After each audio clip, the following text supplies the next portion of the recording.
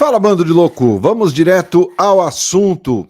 Corinthians e Gonzalo Plata estão se curtindo cada vez mais e a tendência é que nas próximas horas as coisas se definam entre o Timão e o atacante equatoriano, principalmente depois do empate ontem contra o Red Bull Bragantino, mais uma vez na Neoquímica Arena. Eu sou Ivan Andrade, você está aqui no 12 em Campo, seja bem-vindo, se inscreva no canal e bora falar de Corinthians.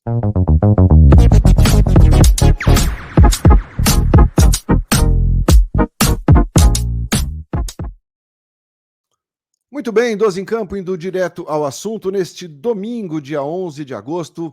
Antes de falar sobre o vídeo, feliz Dia dos Pais a todos os papais corintianos, especialmente aqueles que são inscritos, são membros aqui do canal 12 em Campo, que tem um grande domingo. Parabéns a todos vocês.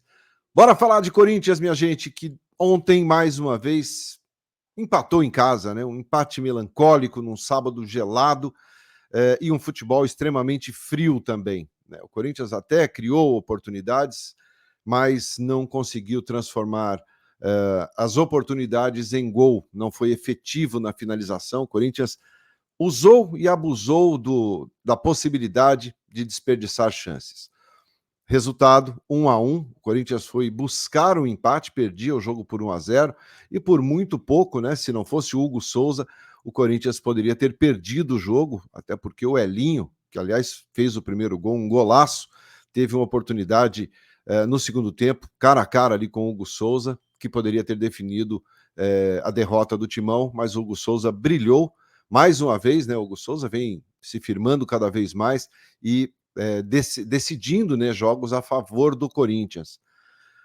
E um resultado que mantém o Corinthians na zona do rebaixamento, subiu uma posição apenas, mas que, dependendo dos resultados da rodada, né, o Corinthians pode, inclusive, passar mais uma rodada na zona do rebaixamento, mesmo vencendo o seu compromisso. Próximo é o Fluminense, lá no Rio de Janeiro, isso pelo Campeonato Brasileiro. Dependendo de como acontecer aí a rodada, com vitórias de algumas equipes aí que estão à frente do Corinthians, como, por exemplo, Internacional, Vitória, Juventude, o Corinthians poderá seguir na zona do rebaixamento, mesmo vencendo o Fluminense, o que demonstra uma fragilidade e uma preocupação muito grande em relação à Série B. Ontem, mais uma vez, né, o Garro perdeu gol, o Giovani perdeu gol, o Pedro Henrique perdeu gol. Isso vai aumentando cada vez mais a necessidade, e deixa isso muito claro, da contratação de um jogador que defina, né? Gonzalo Plata, né, a gente vai falar sobre ele aqui, deu match. Gonzalo Plata deu match com o Corinthians. Vou explicar por quê. Tem aí o Arce, a situação dele, o Corinthians também não desistiu, o Corinthians segue negociando junto à LDU um valor que agrade a equipe equatoriana, até porque o Arce já deu ok. O Arce, o próprio técnico da LDU, já disse que dificilmente a LDU vai conseguir segurar o Alex Arce, né? Mas tem a questão do Gonzalo Plata. O Gonzalo Plata, minha gente, quando eu disse que deu match, ele começou a seguir o Corinthians nas redes sociais do Timão. Normalmente, isso não é muito comum, né, o jogador estar em um clube e seguir outro. Ele segue o Félix Torres e o Diego Palacios.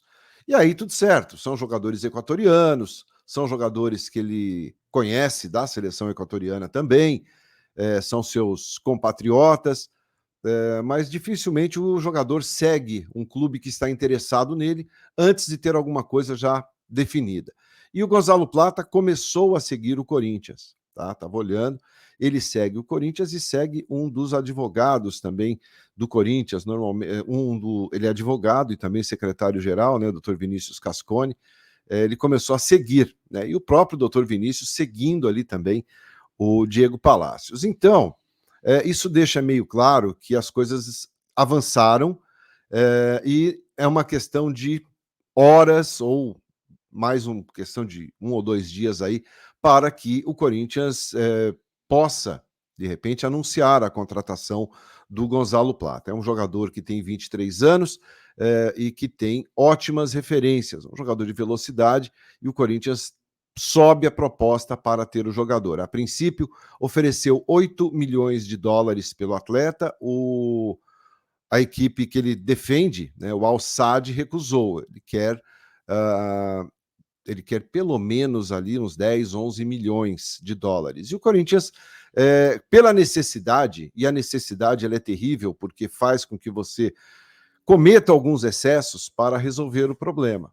O Corinthians é um clube que tem uma dívida aí pública, né, de praticamente 2 bilhões de reais, de repente pode gastar aí 50, 60 milhões para ter o jogador. Se vai usar o dinheiro da patrocinadora ou não, ainda não está definido isso, mas o fato é que o Corinthians está avançando e muito pelo Gonzalo Plata, né? Isso deve, repito, ser definido nessas próximas horas. A situação do próprio Cuéllar também, né, que defende o Al-Shabaab. Ontem, Ramon Dias e o Emiliano Dias falaram sobre o jogador após o empate contra o Red Bull Bragantino, que não depende mais do Corinthians, né? O Corinthians está fazendo todos os esforços para que o jogador seja contratado. Mas foram claros, né, quando dizem que ainda depende, evidentemente, do clube, né, e até mesmo do jogador. O atleta não tem muito o que fazer, a não ser que pague a sua rescisão ali contratual. Não acredito que seja o caso, mas tentando um acordo amigável com o Al-Shabaab para poder rescindir o contrato, sair de forma abrindo mão dos valores que ele ainda tem a receber do clube árabe para ficar livre. É um jogador que o Ramon e o Emiliano são fãs, eles adoram o jogador, acham que é o jogador que vai chegar a tomar conta da posição e querem muito o Cuéllar. E aí teríamos o Cuéllar também, o Gonzalo Plata e a possibilidade do Arce, que continua bem encaminhada, bem adiantada, faltando questão de detalhes aí, talvez, para que a coisa seja anunciada. O fato é que ficou muito claro ontem que o Corinthians não pode passar o mês de agosto jogando da forma que está jogando, sem um centroavante de referência, sem um centroavante de área, sem um goleador. O Corinthians abusa das possibilidades de perder gols e não dá. O Corinthians tem os próximos compromissos do Corinthians dentro do Campeonato Brasileiro são extremamente difíceis. O Corinthians jogará com o Fluminense, que é um adversário direto ali no Z4, né? O Corinthians é o 17º, o Fluminense o 18º, com 1 ponto de diferença, apenas, sendo que o Fluminense tem um jogo também a menos que o Corinthians. E depois o Corinthians pega, né, nada menos que Botafogo, que é o líder do campeonato, Fortaleza, que é o vice-líder do campeonato, e o Flamengo, que é o 3º colocado no campeonato. Sendo que, desses jogos, Fluminense fora de casa, Fortaleza fora de casa, Botafogo fora de casa. Então, é bastante complicada a situação do Corinthians em termos de campeonato brasileiro. Não está fazendo o dever de casa, tem que vencer fora para tentar recuperar esses pontos perdidos. Deixe seu like aqui no canal, se inscreva. Feliz Dia dos Pais mais uma vez a todos os papais corintianos, especialmente aqueles que curtem aqui o 12 em Campo. Ótimo domingo a todos e eu volto no final do dia com mais notícias do Timão para você. Bom domingo, um abraço, tchau.